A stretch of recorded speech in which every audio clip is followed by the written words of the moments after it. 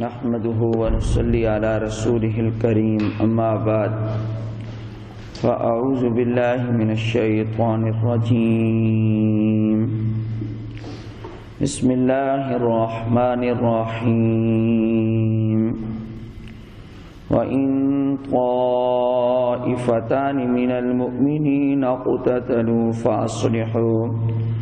فأصلحوا بينهما فإن بغت إحداهما على الأخرى فقاتلوا التي تبغي حتى تفيء إلى أمر الله فإن فاءت فأصلحوا بينهما بالعدل وأقسطوا إن الله يحب المقسطين إنما المؤمنون إخوة فأصلحوا بين أخويكم واتقوا الله لعلكم ترحمون صدق اللہ العظیم۔ اور اگر مومنین کے دو گروہ لڑ پڑیں بس تم ملاپ کرا دو ان دونوں کے درمیان، بس اگر ان میں سے ایک چڑھا چلا جائے دوسرے فریق پر بس تم لڑو اس سے جو چڑھے یہاں تک کہ لوٹ آئے وہ اللہ کے حکم کی طرف۔ بس اگر وہ لوٹ آئے بس تم ملاپ کرا دو ان دونوں کے درمیان عدل کے ساتھ اور انصاف کرو تم، بے شک اللہ تعالی پسند کرتا ہے انصاف کرنے والوں کو۔ سوائے اس کے نہیں سب ایمان والے بھائی بھائی ہیں، بس تم صلح کرا دو اپنے بھائیوں کے درمیان اور ڈرتے رہو اللہ سے تاکہ تم پر رحم کیا جائے۔ نبی کریم صلی اللہ علیہ وآلہ وسلم کے آداب ذکر کرنے کے بعد عام معاشرت کے آداب کو اللہ تعالی بیان فرما رہے ہیں۔ حضور اکرم صلی اللہ علیہ وسلم کا ادب تو یہ تھا کہ ان کی آواز سے تمہاری آواز اونچی نہیں ہونی چاہیے، یہ ایک ادب قرآن کریم نے بیان کیا، اور فرمایا کہ تم اطاعت کرو رسول اللہ صلی اللہ علیہ وسلم کی، نہ کہ پیغمبر تمہارے باتیں مانے اور وہ تمہارا کہنا مانے، تم ان کی اطاعت کرو۔ اس کے بعد اللہ تعالیٰ نے معاشرت کا ایک عام اصول بیان یہ کیا ہے کہ مومن کبھی کبھی تو غصہ ایسا آ جاتا ہے کہ مومن ہونے کے باوجود دو جماعتیں آپس میں لڑ پڑتی ہیں، چاہے وہ جماعتیں ہوں چاہے وہ افراد ہوں۔ جب مومن آپس میں لڑ پڑیں تو تمہارا کام یعنی دوسرے ایمان والوں تمہارا کام یہ ہے فَأَصْلِحُوا بَيْنَهُمَا، ان کے درمیان صلح کراؤ، ان کے درمیان ملاپ کراؤ، مسلمانوں کی اجتماعیت کو نقصان نہ پہنچے، مسلمان آپس میں مجتمع رہیں، جمع رہیں، ان میں پھوٹ نہ پڑے۔ اور مسلمان کب کمزور ہوتے ہیں؟ جب آپس میں اختلاف کرتے ہیں۔ اس لیے فرمایا کہ تم آپس میں جڑے رہو، اگر کوئی فریق کسی فریق پر زیادتی کرتا ہے تو اس کا بھی قاعدہ بیان کیا۔ فَإِن بَغَتْ إِحْدَاهُمَا عَلَى الْأُخْرَى، اگر ان میں سے ایک فریق دوسرے فریق پر چڑھائی کرتا ہے، بغاوت کرتا ہے، زیادتی کرتا ہے، فرمایا کہ زیادتی کرنے والے فریق کے ساتھ تمہارا کیا معاملہ ہونا چاہیے؟ فَقَاتِلُوا الَّتِي تَبْغِي، تم لڑو اس سے جو چڑھائی کرے، جو زیادتی کرے۔ ظالم کا ساتھ نہ دو، زیادتی کرنے والے کا ساتھ نہ دو، بلکہ اس کو دباؤ، ظلم ختم کرو۔ تو اللہ تعالی نے یہ فرمایا ہے کہ زیادتی کرنے والے کا ساتھ نہ دو۔ لیکن آج ہمارے معاشرے میں تو یہ ہوتا ہے جو زیادہ عہدے والا ہو، پیسے والا ہو، لوگ اس کا ساتھ دے دیتے ہیں چاہے وہ زیادتی کیوں نہ کر رہا ہو۔ تو اس لیے فرمایا نہیں، جو زیادتی کرے اس کا ساتھ نہ دو بلکہ اس سے تو لڑو تم۔ فَقَاتِلُوا الَّتِي تَبْغِي، کب تک لڑو؟ حَتَّى تَفِيءَ إِلَىٰ أَمْرِ اللَّهِ، یہاں تک کہ وہ لوٹ آئے اللہ کے حکم کی طرف۔ اللہ کا حکم یہاں کیا ہے؟ جنگ بند کر دے، لڑائی بند کر دے، لڑنا چھوڑ دے، تو تم بھی لڑنا چھوڑ دو۔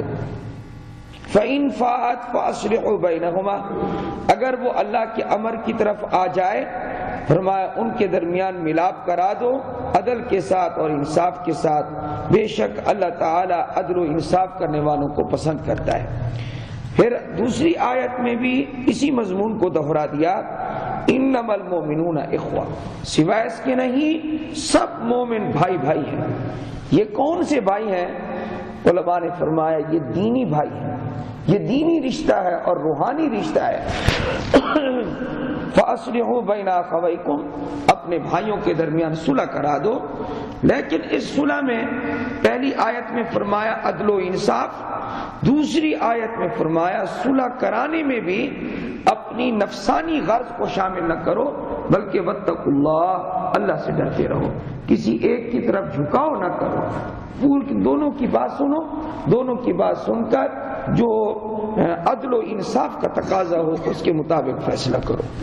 پنچایتیں جو ہماری بنتی ہیں بعض اوقات، ان پنچایتوں میں بھی یہی حکم ہے کہ عدل و انصاف کے ساتھ فیصلہ کرو، یہ تم آپس میں بھائی بھائی ہو، بھائی بھائی بن کر رہو۔ انما المؤمنون اخوہ، فرمایا اللہ سے ڈرتے رہو، لعلکم ترحمون، تاکہ تم پر رحم کیا جائے۔ مجھے قرآن کریم میں صرف دو عمل ایسے نظر آئے ہیں کہ اللہ نے وہاں پر اپنی رحمت کا اعلان کیا ہے کہ اگر اس پر عمل کرو گے اللہ تم پر رحم کرے گا۔ ایک تو یہی ہے کہ آپ دیکھ رہے ہیں اللہ فرما رہے ہیں انما المؤمنون اخوہ، سب مومن بھائی بھائی ہیں۔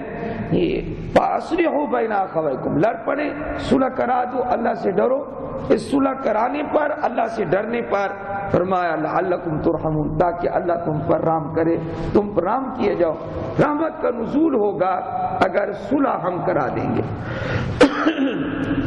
فرمایا ایک ایک بول جو آدمی صلح کراتے ہوئے بولتا ہے، فرمایا وہ ایک ایک کلمہ اس کا صدقہ بن جاتا ہے۔ تو صدقے کا ثواب ہے اگر کوئی آدمی دو آدمیوں کے درمیان صلح کرا دے۔ اور علماء نے لکھا ہے اتنی اجازت ہے کہ اگر صلح کرانے میں جھوٹ بھی بولنا پڑے تو جھوٹ شامل کر دے۔ مثلا اس نے تو تمہارے خلاف کوئی بات ہی نہیں کی، حالانکہ اس نے تو کی تھی۔ فرمایا کہ میاں بیوی کے درمیان اگر جدائی کا خطرہ ہو، فرمایا جھوٹ بول کر صلح کرا دو تاکہ ان کے درمیان طلاق واقع نہ ہو۔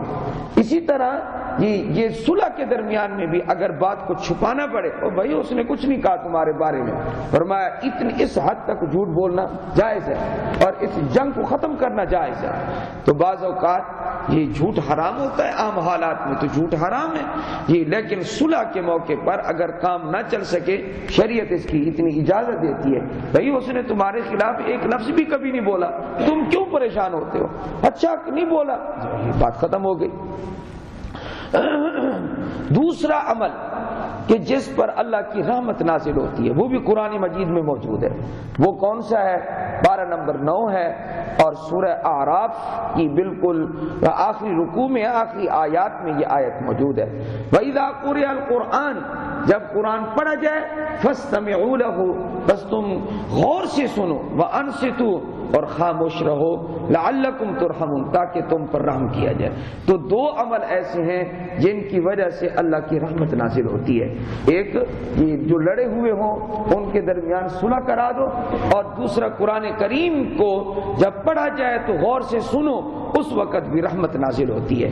حدیث پاک میں ایک اور عمل پر بھی رحمت کا ذکر ہے، فرمایا رحم اللہ عمران صلی اربعا قبل العصر، نماز عصر سے پہلے آ کر جو آدمی 4 رکعت عصر کی سنتیں پڑھے، حضور صلی اللہ علیہ وسلم نے فرمایا میری دعا ہے اللہ اس پر رحمت نازل فرمائے۔ تو حضور صلی اللہ علیہ وسلم کی اس کے لیے دعا ہے۔ تو اس وقت میں نے 3 عمل بتا دیے، ایک صلح کرانا، دوسرا قرآن کریم کی تلاوت کو غور سے سننا، اور تیسرا ہے اگر ممکن ہو تو عصر کے پہلے والی جو سنتیں ہیں تو غیر موقدہ کوئی نہیں پڑھے گا تو کوئی گناہ نہیں ہے، لیکن فضیلت بہت ہے، آپ صلی اللہ علیہ وسلم نے اس کے لیے رحمت کی دعا فرمائی ہے۔ اللہ ہم سب کو عمل کی توفیق عطا فرمائے۔